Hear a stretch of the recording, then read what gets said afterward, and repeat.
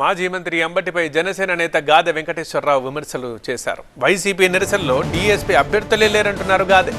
అసలు మంత్రి లోకేష్ ఎందుకు రాజీనామా చేయాలని అడుగుతున్నారు.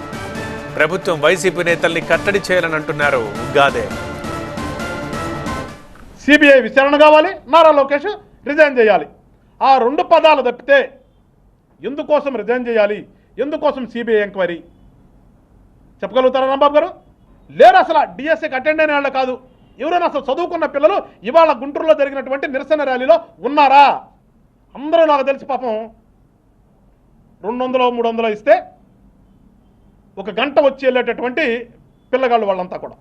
నిన్ను వాస్తవానికి మేము అసలు నిన్ను ఒక రాజకీయ నాయకుడిగా, ఒక మనిషిగా జనసేన పార్టీ మేము పట్టించుకోవట్లేదు నిన్ను ఎప్పుడు కూడా. మాతకైతే మా కుటుంబ పార్టీలో ఉన్నటువంటి వాళ్ళు ఏదో మిమ్మల్ని కొంచెం ఇంకా అప్పుడప్పుడు అనుకుంటున్నారు, కానీ జనసేన పార్టీగా మిమ్మల్ని ఎప్పుడు కూడా మేము పట్టించుకోవాలా. ఎందుకంటే మీరు చేసేది ఏది కూడా ఒక్క విషయం కూడా ప్రజలకు ఉపయోగపడేది కాదు. ప్రభుత్వం చేయవలసిన పని, పోలీసులు చేయవలసిన పని చేయనప్పుడు ఖచ్చితంగా ప్రజలే ఎదురు తిరుగుతారు. అలా ప్రజలతో ఎదురు తిరగడానికి జనసేన పార్టీ ఎప్పుడూ కూడా ఉంటుంది ప్రజల కోసమని. అంతదాకా రాకుండా ప్రభుత్వం వీళ్ళందరం కూడా కట్టడి చేయాలని చెప్పేసి కోరుకుంటూ మరొకసారి ప్రశ్నిస్తున్నాను అంబటి రాంబాబు గారు. ఇప్పుడు నేను కొన్ని ఫోటోలు చూపించాను. వీళ్ళల్లో ఎవరైనా కానీ చదువుకున్న వాళ్ళు ఉంటే వాళ్ళందరికీ నేనైతే ప్రభుత్వానికి రికమెండ్ చేసి వాళ్ళకు ఉద్యోగం ఇప్పించమని చెప్పేసి నేను కోరతా.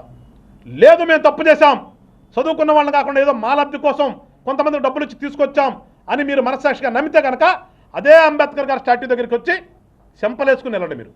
లేకపోతే ప్రజలు ఈ తరం మళ్ళా రోడ్డు మీదకి వస్తే చెప్పులు ఇసిరేటటువంటి పరిస్థితి మీకు వస్తుంది. కాబట్టి మీరేదో పాపం పోలీసు వాళ్ళు గులాబీ పూలు ఇవ్వటం కాదు, ప్రజలు చెప్పులు ఇసురుతారు.